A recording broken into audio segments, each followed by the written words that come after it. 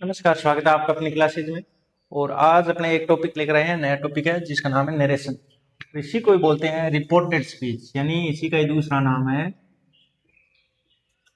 Reported speech. और इसी को ही बोल देते हैं डायरेक्ट इनडायरेक्ट, यानी इसी को ही बोल देते हैं डायरेक्ट टू इनडायरेक्ट, यानी इसी के ही नाम है सारे।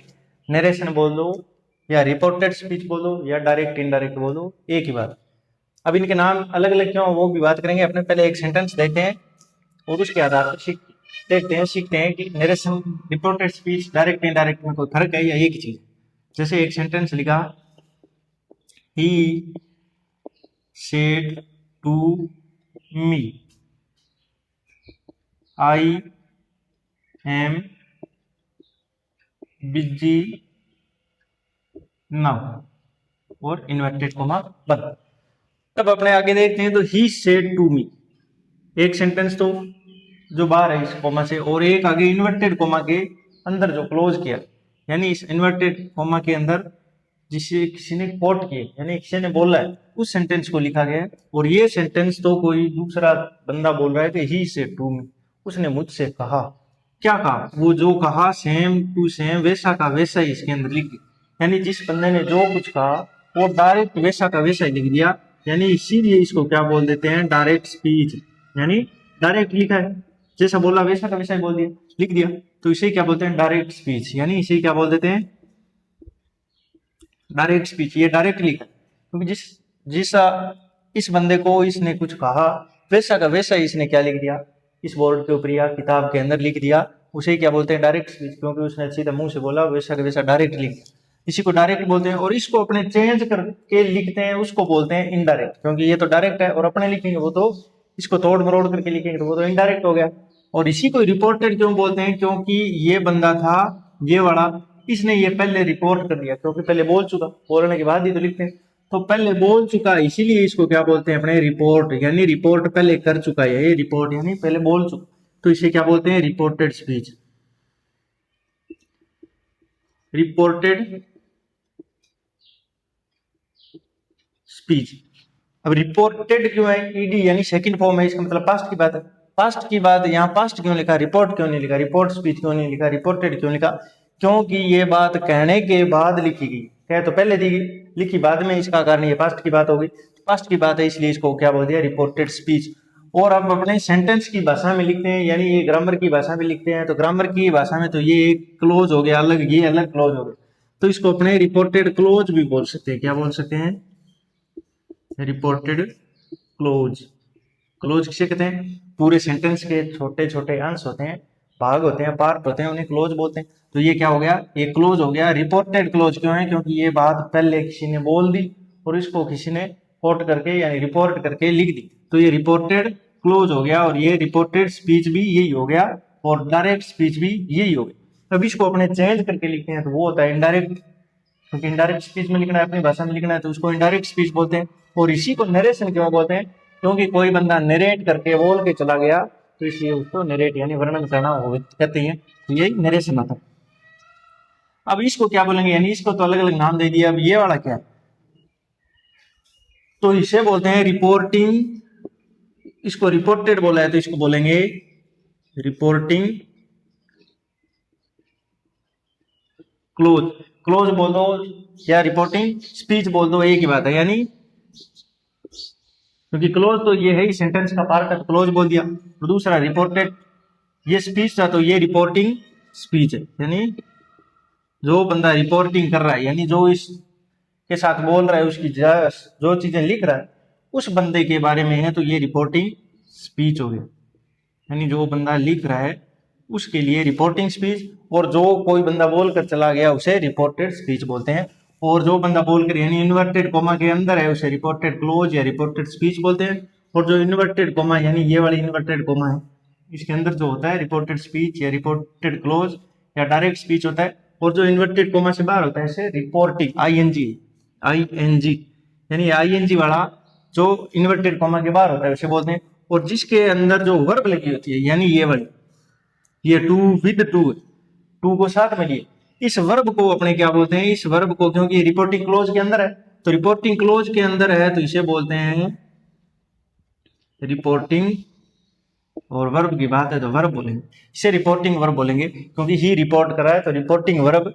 सेड टू, टू को साथ में लिया है, टू को अलग छोड़ा नहीं, तो टू साथ में है तो इसे बोलते हैं रिपोर्टिंग वर्ब, क्योंकि ये रिपोर्टिंग क्लोज के अंदर थी तो इसको क्या बोल दिया, रिपोर्टिंग वर्ब। और जो रिपोर्टिंग क्लोज के अलावा जो बच गया इन्वर्टेड कोमा के अंदर, उसे डायरेक्ट स्पीच और रिपोर्टेड स्पीच या रिपोर्टेड क्लोज बोलते हैं, और जो क्लोज उस इन्वर्टेड कोमा से बाहर है उसको रिपोर्टिंग क्लोज या रिपोर्टिंग स्पीच बोलते हैं, और जिसके अंदर जो वर्ब यूज होती है उसको क्या बोलते हैं, रिपोर्टिंग वर्ब।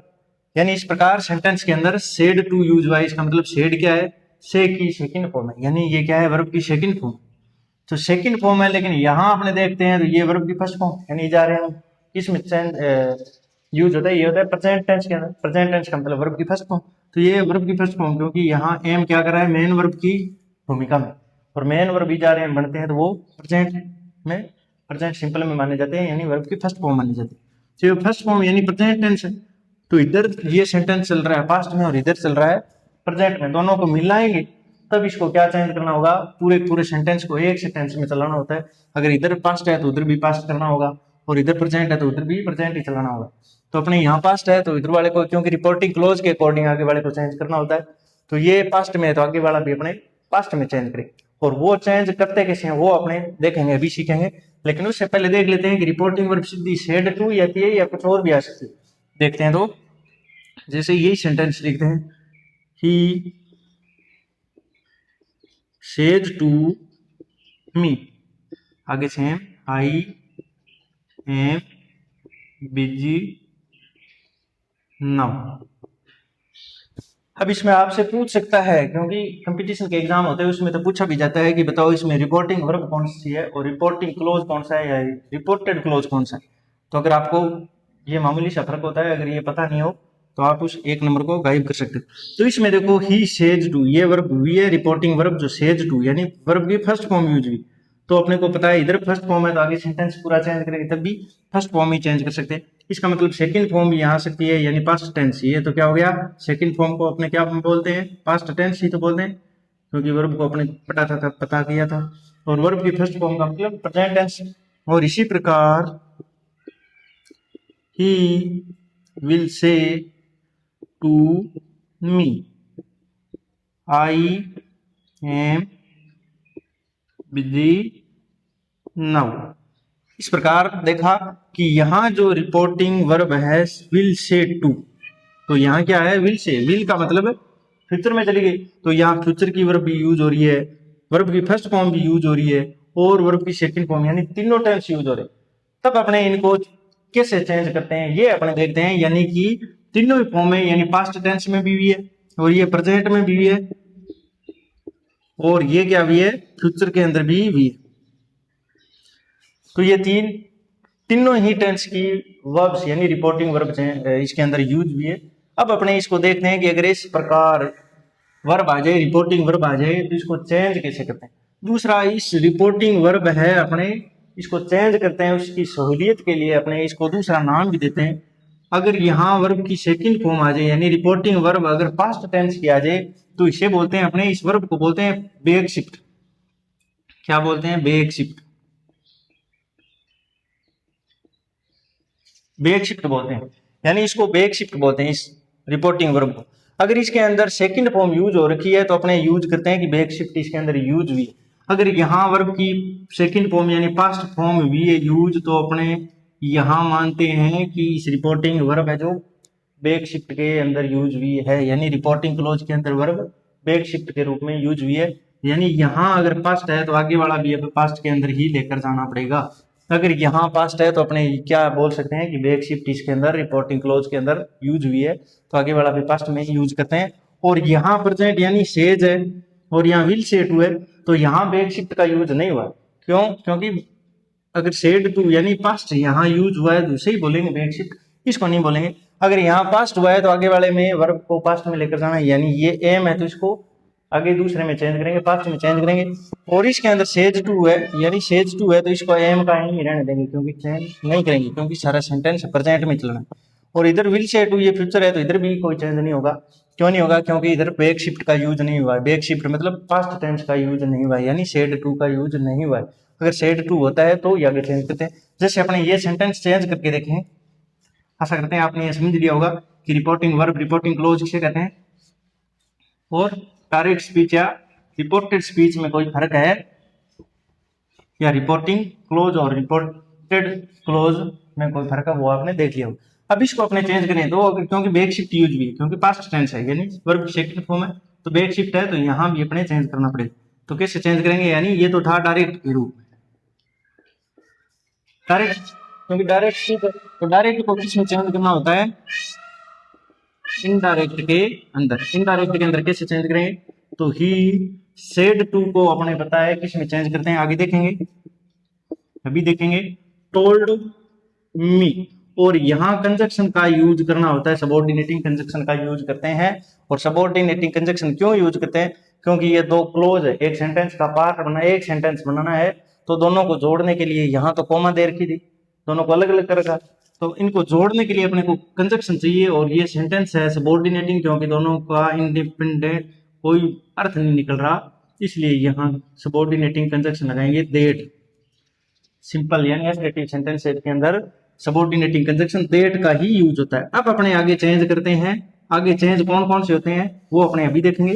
तो आई को चेंज कर देते हैं सब्जेक्ट के अकॉर्डिंग, ही, और एम चेंज होगा वो, आगे बिजी, देन, इस प्रकार। और इन्वर्टेड कोमा को हटा दिया। क्यों हटा दिया?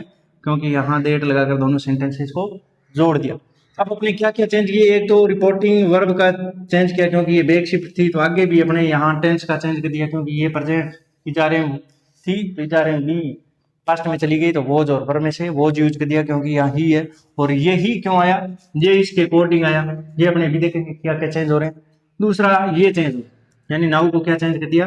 देन। तो अपने देखते हैं कौन कौन से चेंज होते हैं रिपोर्टिंग क्लोज के अंदर। अगर रिपोर्टिंग वर्ब पास्ट की है तो आगे कौन कौन से चेंज होते हैं, तब अपने देखते हैं कि एक तो होता है वर्ब का चेंज, यानी रिपोर्टेड स्पीच चेंज करते हैं तो तीन चेंज होते हैं। एक तो ये वर्ब, यानी ये एम थी, एम को क्या कर दिया? वोज कर दिया। दूसरा क्या हुआ है? प्रोनाउन। प्रोनाउन यानी एम था, आई था, और इसको किस में चेंज कर दिया? ही, यानी प्रोनाउन चेंज होता है। पहला चेंज वर्ब का और दूसरा प्रोनाउन का। और तीसरा हुआ है नाउ। नाउ को किस में चेंज कर दिया? देन में, यानी ये टाइम बताता है नाउ। तो तीसरा है टाइम, या यहाँ कोई ऐसी एडवर्ब जो प्लेस के बारे में बता रही हो उसको भी चेंज करते हैं, यानी टाइम एंड प्लेस के एडवर्बियल, यानी टाइम या प्लेस के एडवर्ब। जैसे टाइम का एडवर्ब नाउ, उसको देन में चेंज कर दिया। वो आगे अपने देख लेंगे कि कैसे चेंज कर दिया, वो आगे देखेंगे किसको किस में चेंज करते हैं। तो ये तीन चेंज पहले अपने को याद रखने। किसमें? अगर यहाँ बैक शिफ्ट यूज हो रखी है तो कौन कौन से? एक तो वर्ब यूज करते हैं। कब चेंज करते हैं? जब यहाँ बैक शिफ्ट यूज हो रखी है तो, जैसे बैक शिफ्ट यूज हो रखी है तभी क्या करते हैं? ये तीन चेंज करते हैं। नहीं तो सिर्फ प्रोनाउन का एक का ही चेंज करते हैं, इन दो का चेंज नहीं करते। कब? जब बैक शिफ्ट यूज नहीं हो। इधर अगर से अपने अभी करा था से टू या सेज टू दे रखा हो या विल से टू दे रखा हो, तब इनमें से सिर्फ प्रोनाउन का ही चेंज करते, आई को ही लिख देते, बाकी एम बिजी नाउ सीधा ही लिख देते। लेकिन अगर सेड टू यानी बैक शिफ्ट वर्ब की सेकंड फॉर्म यूज कर रखी है तब अपने ये तीनों ही चेंज करने होते हैं। यानी बैक शिफ्ट आ गई, इसका मतलब अपने तीनों ही चेंज करेंगे। कौन कौन सी? वर्ब भी, प्रोनाउन भी, और third time and place adverbial, तीनों चीजों का चेंज करते हैं। और सेड टू आया उसको किस में चेंज करते हैं? यानी यहाँ जो सेड टू आया असरेटिव सेंटेंस है तो इसमें किस में चेंज करते हैं? सेड टू को करते हैं अपने टोल्ड के अंदर। कौन से सेंटेंसेस के अंदर? Assertive sentence. असरेटिव से कहते हैं जो या तो नेगेटिव होते हैं या अफर्मेटिव, यानी सिंपल सेंटेंसेस के अंदर सेड टू को किस में चेंज करते हैं? टोल्ड के अंदर। तब अपने क्या करते हैं? अगर सेड टू को टोल्ड बनाया है तो ये तीनों ही चेंज होंगे, तीनों ही चेंज होंगे। अगर यहां आ जाए सीधा सेड, यानी यहां टू नहीं लगाया है, टू नहीं लगाया तो आगे ऑब्जेक्ट भी नहीं आएगा। ही सेड ही दे रखा है तो सेड को टोल्ड में चेंज नहीं करना, सीधा सेड ही लिखना है। यानी यहां अब क्या लिख दे? अपने सेड ही लिख देंगे। क्यों चेंज नहीं करेंगे? क्योंकि आगे ऑब्जेक्ट दिए नहीं, तो ही सेड का ही सेड रखेंगे, ही सेड दैट। यानी आगे अगर टू के बाद कुछ न कुछ है, यानी सेड के साथ टू लगाया हुआ है, या से के साथ टू लगाया, या सेज के साथ टू लगाया, तो इसको टोल्ड में चेंज करना है, नहीं तो नहीं करेंगे। अगर ऐसा नहीं है तो इसको चेंज नहीं करेंगे, और अगर टू लगा रखा है तो अपने चेंज कर देंगे। यहाँ टू था तो अपने चेंज कर दिया टोल्ड में, और अगर नहीं होता तो नहीं करते। अगर यहाँ सेड टू की जगह से आ जाए या सेज आ जाए तो किस में कहते हैं? तो अपने कहते हैं टोल्ड की फर्स्ट फॉर्म होती है टेल, क्योंकि ये तो सेड टू, तो सेड तो क्या था? पास्ट था, तो पास्ट था तो टेल की सेकंड फॉर्म पास्ट यानी चाहिए अपने को, तो टोल्ड थी। और अगर से दे दिया तो टेल, और अगर इसके साथ अस लगाया है तो अपने टेल के साथ भी अस लगा देते हैं। अगर आ जाए विल, यानी यहां भी टू होना चाहिए, अगर टू नहीं है तो वो अपने चेंज नहीं करेंगे। विल से टू आ जाए तो अपने क्या करते हैं? विल टेल के अंदर चेंज कर देते हैं और टू को हटा देते हैं, और यहाँ भी टू को हटा दिया। और अगर सीधा से और सेज आ जाए तो अपने टेल या टेल्स नहीं लिखते, सीधा से ही लिखते हैं। यानी अगर ऐसा आ जाए से और सेज आ जाए, आगे टू नहीं दे रखा है, ये वाला टू नहीं हो, तो अपने क्या करते हैं? से या सेज में ही पड़ा रहने देते हैं, आगे चेंज नहीं करते। अगर ये वाले दोनों है तो ये तीनों चेंज होते हैं। और ये अगर ये वाले तीनों है, अगर यानी ये प्रेजेंट टेंस हो गया, ये फ्यूचर हो गया, अगर ये है तो सिर्फ और सिर्फ किस में चेंज करते हैं? आगे वाले सेंटेंस के अंदर, रिपोर्टेड स्पीच है उसके अंदर सिर्फ और सिर्फ किस में चेंज होता है? उसमें सिर्फ और सिर्फ चेंज होता है प्रोनाउन में। प्रोनाउन में चेंज होता है सिर्फ और सिर्फ, वर्ब में चेंज नहीं होगा। यानी ये वर्ब है वैसी की वैसी पड़ी रहेगी, आई एम, तो ये प्रोनाउन चेंज होगा, ये वाली वर्ब नहीं चेंज होगी। और ना ही टाइम एंड प्लेस एडवर्बियल होगा, यानी ये नाउ है तो नाउ का नाउ पड़े रहेगा। जैसे अपने एक सेंटेंस लिखते हैं, यही सेंटेंस अपने लिख देते हैं, इसी को यही चेंज करके देखते हैं कि अगर यहाँ ये बेक शिफ्ट इसके अंदर यूज नहीं हो तो क्या करें। जैसे ये सेंटेंस था, he says to me I am busy now, inverted comma बंद। तो अपने क्या चेंज करेंगे? ही सेज टू, टू लगाया हुआ है तो अपने किस में चेंज करेंगे? से या सेज के साथ टू है तो टेल या टेल्स में चेंज कर देते हैं। तो यहाँ से तो अपने टेल्स, क्योंकि इसके अकॉर्डिंग, सब्जेक्ट के अकॉर्डिंग टेल तो यूज कर नहीं सकते, क्योंकि सिंगुलर है, तो सिंगुलर प्लूरल तो अपने पहले देख चुके, तो टेल्स। और आगे मी, और यहाँ क्या यूज करेंगे? कॉमा को हटाना है, और यहाँ क्या कंजक्शन का यूज करना है। सिंपल सेंटेंस है तो देट, सिंपल का मतलब आगे वाला सेंटेंस सिंपल, यानी यहाँ एसरेटिव सेंटेंस है, यानी पहले सब्जेक्ट उसके बाद क्या है? वर्ब आनी चाहिए, तो वो सिंपल माना जाता है।